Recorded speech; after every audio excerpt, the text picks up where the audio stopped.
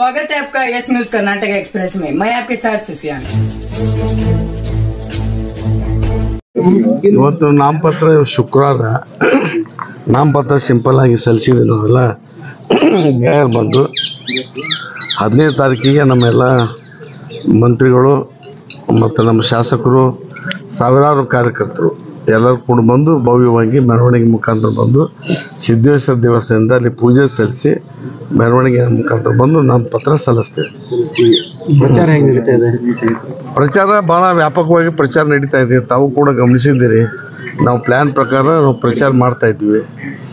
ವ್ಯಾಪಕವಾದಂಥ ಪ್ರತಿಕ್ರಿಯೆ ನಮಗೆ ವ್ಯಕ್ತವಾಗ್ತಾ ಇದೆ. ನಮ್ಮ ಪರವಾಗಿ ಒಂದು ಅಲೆ ಇದೆ, ಕಾಂಗ್ರೆಸ್ ಪಕ್ಷದ ಪರವಾಗಿ ಅಲೆ ಕಾಣ್ತಾ ಇದೆ ಜಿಲ್ಲೆಯಲ್ಲಿ ಅಂತ ಹೇಳಕ್ಕೆ ಬಯಸ್ತೇನೆ. ಗೆಲ್ಲುವ ವಿಶ್ವಾಸ 100ಕ್ಕೆ 100%. 100%. ಗ್ಯಾರಂಟಿಗಳ ಬಗ್ಗೆ ಗ್ಯಾರಂಟಿ ಬಗ್ಗೆ ಇವತ್ತು ನೀವು ಒಂದು ಉದಾಹರಣೆ, ಮೊನ್ನೆ ಪಾಪ PUC ಪರೀಕ್ಷೆಯಲ್ಲಿ ರ್ಯಾಂಕ್ ಬಂದಂಥ ಹುಡುಗನೇ ಹೇಳೋದಲ್ಲ, ನಾವು ಮತ್ತೊಂದು ಕಷ್ಟದಲ್ಲಿದ್ದೀವಿ, ನಮ್ಮ ತಾಯಿಗೆ 2,000 ಬರೋದ್ರಿಂದ ನನಗೆ ಅನುಕೂಲತೆ ಇದಕ್ಕೆ ಹೆಚ್ಚಾಯಿತು ಅಂತಕ್ಕಂಥದ್ದು. ಇಂಥ ಅತ್ಯಂತ ಬಡ ಕುಟುಂಬಗಳಿಗೆ ಇದು ಭಾಳ ನೆರವಿಗೆ ಬಂದಿದೆ ಗ್ಯಾರಂಟಿ ಸ್ಕೀಮು.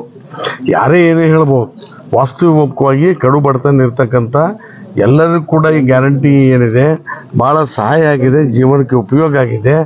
ಇದನ್ನೆಲ್ಲ ನೋಡಿಕೊಂಡು ಜನ ನಮ್ಮ ಪರವಾಗಿ ಇರ್ತಾರೆ ಅಂತಕ್ಕಂಥ ಆಶಾಭಾವನೆ ಕೂಡ ಇದೆ. ಸರ್, ರಾಜು ಅಲ್ಗೂರ್ ಅವರು ಜಿಲ್ಲೆಯಾದ್ಯಂತ ಚಿರಪರಿಚಿತರಲ್ಲ.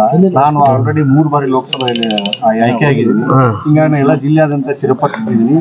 ರಾಜು ಅಲ್ಗೂರ್ ಅವರು ಎಲ್ಲ ಕಡೆ ಓಡಾಡಿ ಅವ್ರ ಪರಿಚಯ ಆಗೋದ್ರೊಳಗನೆ ಇಲೆಕ್ಷನ್ ಮುಗಿದು ಹೋಗುತ್ತೆ. ಜಿಗಜಿಣಿಗೆ ಅವರು ಹೌದು, ಜಿಗಜಿಣಿಗೆ ಅವರು ನನಗಿಂತ 3 ಸಲ ಈ ಲೋಕಸಭೆಗೆ ಆಯ್ಕೆ ಆಗಿ ಬಂದಿದ್ದಾರೆ. ಬಟ್ ದುರ್ದೈವ ಅಂದ್ರೆ ಎಲ್ಲಿ ಕೂಡ ಜಿಲ್ಲಾದಲ್ಲಿ ಅವ್ರ ಮುಖನೇ ಯಾರು ನೋಡಿಲ್ಲ.